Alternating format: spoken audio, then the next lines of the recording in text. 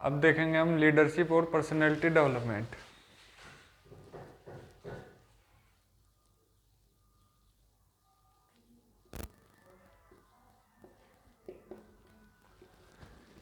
Handbook के अंदर से जो टॉपिक लीडरशिप और पर्सनैलिटी डेवलपमेंट के लिए इंपॉर्टेंट है, मैं आपको ये टॉपिक बताऊंगा। अब सबसे पहले पढ़ना है आपको डेफिनेशन ऑफ मूल्य,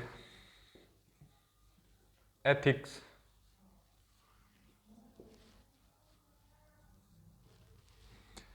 नंबर 2 पर पढ़ना है आपको प्रत्यक्षीकरण।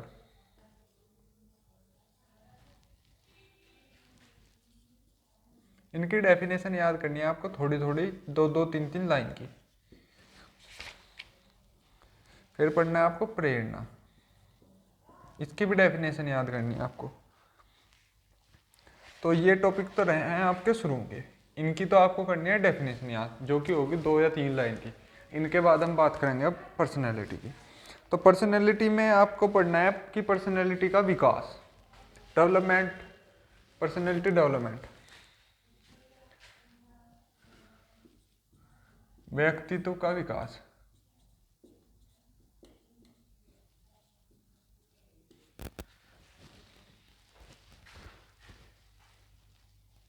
तो व्यक्तित्व का विकास पढ़ना है आपको।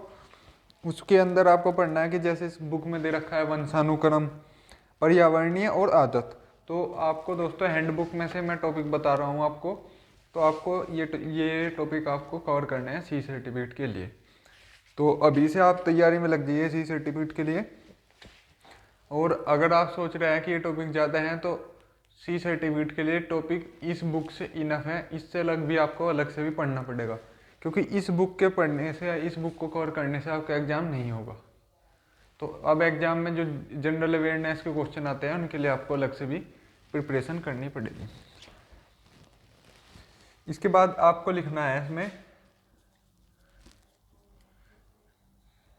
निर्णय लेना। यह है दोस्तों डिसीजन मेकिंग। डिसीजन मेकिंग के ऊपर डेफिनेशन आती है, तो आपको डिसीजन मेकिंग की डेफिनेशन भी याद रखनी है 2 से 3 लाइन के लिए। 2 से 3 लाइन आपको एक मूल्य की डेफिनेशन याद रखनी है, प्रत्यक्षीकरण, प्रेरणा और निर्णय लेना, इसकी डेफिनेशन आपको याद रखनी है। उसके बाद में आपको याद करना है कि अच्छे नागरिक के गुण। पहली बात तो आपको याद करना है कि नागरिक की परिभाषा, नागरिक की परिभाषा।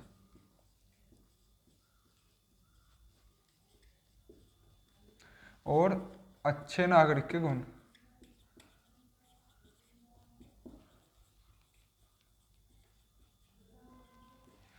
तो आपको नागरिक की परिभाषा और अच्छे नागरिक के गुण इसमें से याद करना है।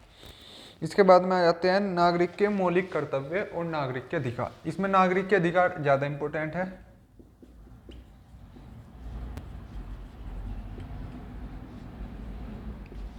और नागरिक के मौलिक कर्तव्य,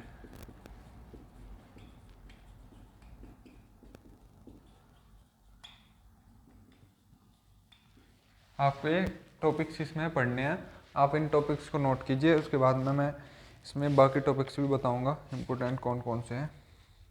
एक टॉपिक आता है इसमें दोस्तों अनुशासन।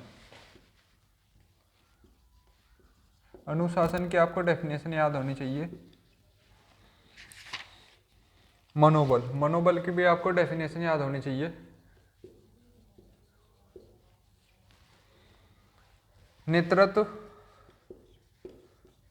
नेतृत्व के प्रकार, आपको पता है 3 प्रकार का नेतृत्व होता है, ऑटोक्रेटिक, डेमोक्रेटिक और लेसिज फेयर। एक इसमें से पढ़ना है आपको प्रभावी नेतृत्व के सिद्धांत या गुण, प्रभावी नेतृत्व के गुण, नेता के गुण, नेता के गुण। इसे पूछ लेता है कि लीडरशिप ट्रेट्स क्या है, नेता के गुण, लीडरशिप ट्रेट्स। आपको पढ़ना है प्रशासन के सिद्धांत, प्रशासन के सिद्धांत।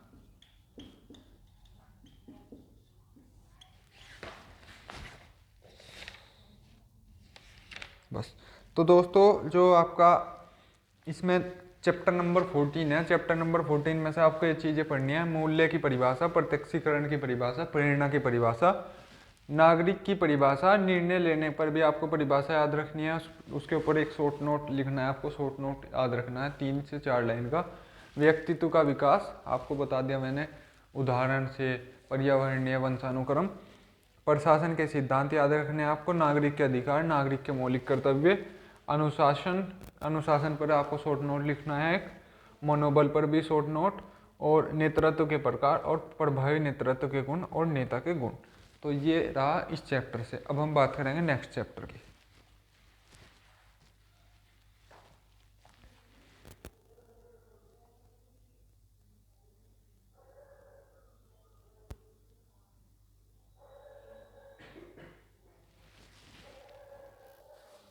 अब हम देखते हैं दोस्तों चैप्टर नंबर 15। चैप्टर नंबर 15 है डिजास्टर मैनेजमेंट। तो डिजास्टर मैनेजमेंट में आपको सी सर्टिफिकेट के लिए कौन कौन से टॉपिक पढ़ने हैं उन्हें हम देखेंगे। चैप्टर नंबर 15 मैं हैंडबुक में से बता रहा हूँ। Chapter number 15 disaster management.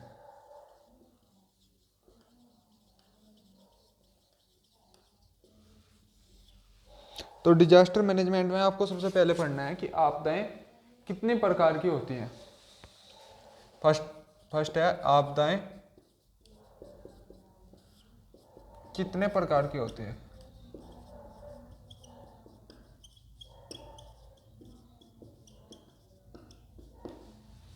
Second चीज आपको पढ़नी है इसके अंदर,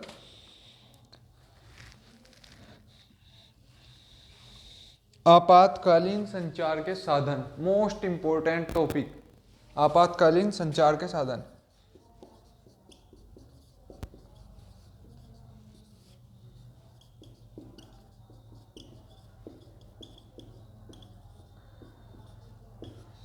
थर्ड टॉपिक आपको पढ़ना है इसके अंदर, नागरिक सुरक्षा सेवाएं। नागरिक सुरक्षा सेवाएं।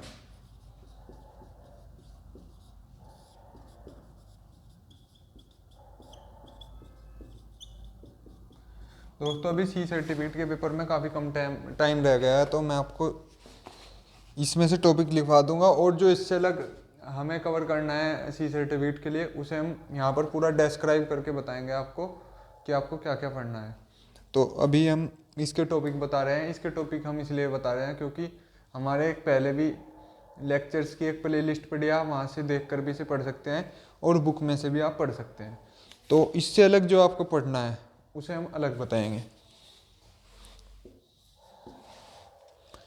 अब आता है दोस्तों आग बुझाना। आग बुझाना, तो आग बुझाने में आपको कई सारी चीज़ें याद रखनी है। जैसे मैं आपको बता देता हूँ, जैसे यहाँ मैं आपको लिख देता हूँ आग में क्या क्या पढ़ना है आपको, तो आप इसे पहले नोट कीजिए।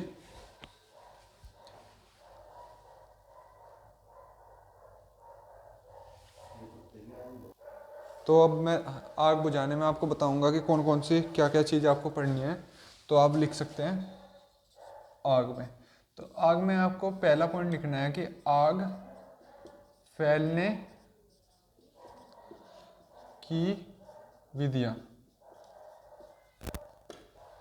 सेकंड पॉइंट लिखना है आपको आग बुझाने के तरीके। थर्ड पॉइंट लिखना है आपको आग बुझाने का सामान।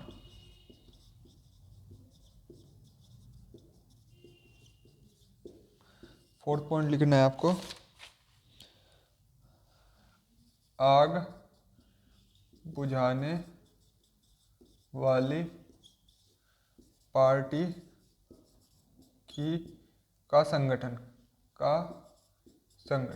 कि आग बुझाने वाली पार्टी में कौन कौन सी पार्टी होती है, जैसे fire picket party, fire fighting party, fire salvage party, reserve party. तो आपको ये सब चीज़ें याद रखनी है। उसके बाद में हम देखेंगे दोस्तों कि इसमें हवाई हमले, हवाई हमले का संकेत कैसे दिया जाता है, सीटी द्वारा। हवाई हमले का संकेत, ये आपको याद रखना है।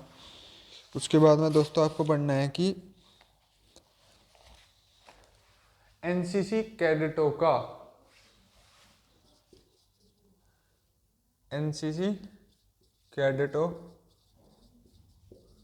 का आपदा बचाव में योगदान क्या है।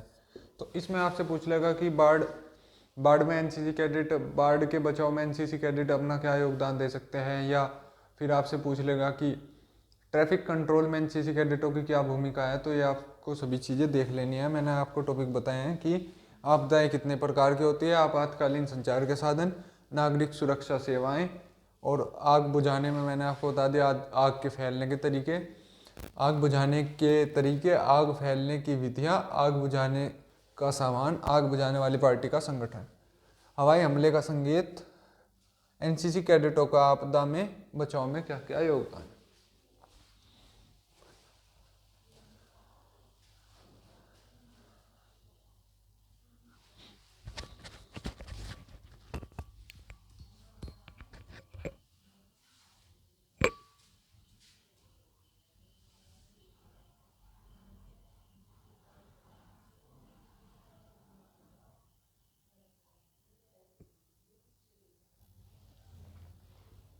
तो दोस्तों जो अब हमारा चैप्टर है वो है सोशल सर्विस। अब हम बात करें कि कहाँ कहाँ से क्वेश्चन पुट करा जाता है, कहाँ से पूछा जाता है, ठीक है। वो सारा भी हम पूछेंगे, ठीक है। पहला तो जो हमारा वो बनता है जैसे कि सामाजिक सेवा के उद्देश्य, ठीक है। सामाजिक सेवा के क्या क्या उद्देश्य हो सकते हैं वो आपने लिखना है। मैं यहाँ आपको क्वेश्चन नहीं बता रहा हूँ, ठीक है। मैं आपको टाइप बता रहा हूँ क्वेश्चन का, किस टाइप से पूछे जाते हैं, कैसे पूछे जाते हैं, कहाँ से पूछे जाते हैं, ठीक है। अगला है सामाजिक सेवा के लाभ, ठीक है। आप यहाँ से देख सकते हैं, पहला तो हमारा सामाजिक सेवा के उद्देश्य, सामाजिक सेवा के लाभ, एनसीसी कैडेट का सामाजिक सेवाओं में योगदान।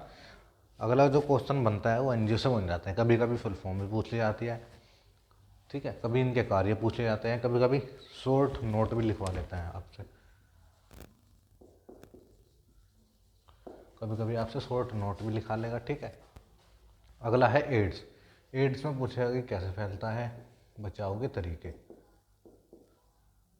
कि हम इससे किस तरह से बच सकते हैं, बचाव के तरीके आपने याद रखने हैं एड्स के, ठीक है। कभी कभी फुल फॉर्म भी पूछ ली जाती है, ठीक है।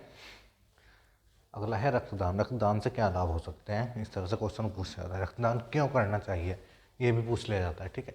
अगला है दहेज निवारण, ठीक है। कुरीतियों में आ जाता है इंडिया की, ठीक है। जो बैड थिंग्स है उन चीज़ों में आ जाता है, ये भी आप पढ़ सकते हैं। कि जागरूकता का अगला हमारा टॉपिक रह गया है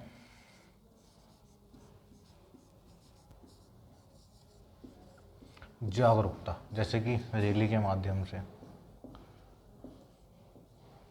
ठीक है, और नाटक के माध्यम से।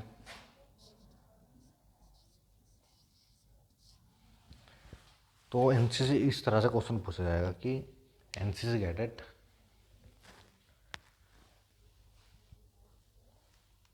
कैसे जागरूकता फैला सकता है। तो जागरूकता में कोई सा भी टॉपिक हो सकता है, ठीक है। चाहे हमारे यहाँ पे शिक्षा हो,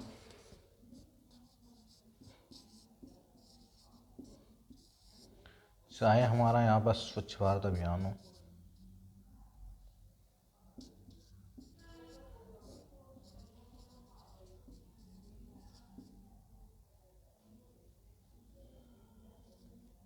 ठीक है। चाहे यहाँ पे नशे से रिलेटेड कोई भी हो,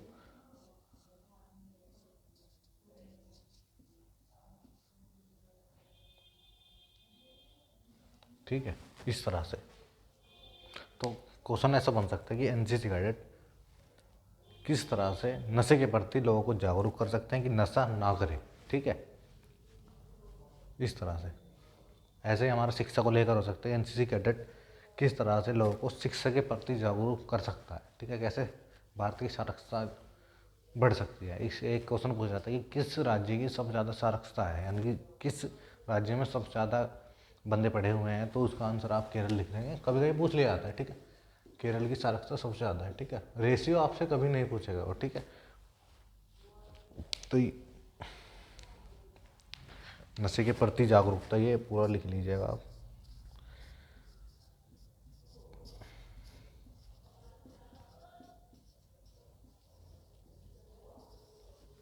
ठीक है, इस तरह से पूछ सकते हैं वो। एक बार और रिपीट कर लेते हैं।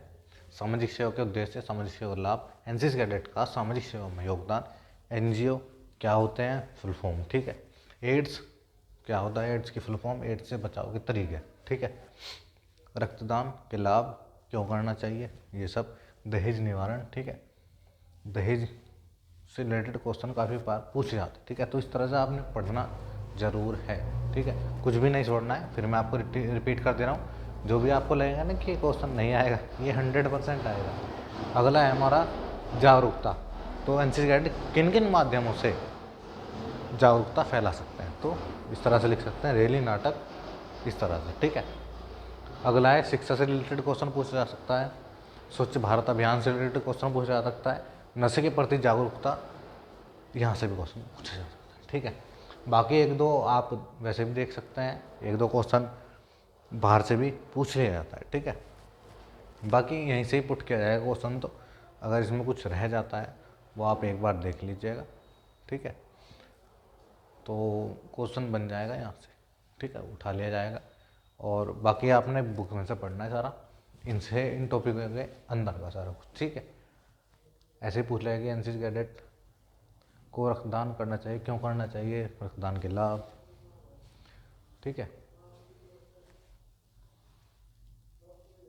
ये सब आप लिख सकते हैं, मैंने लिख दिया है।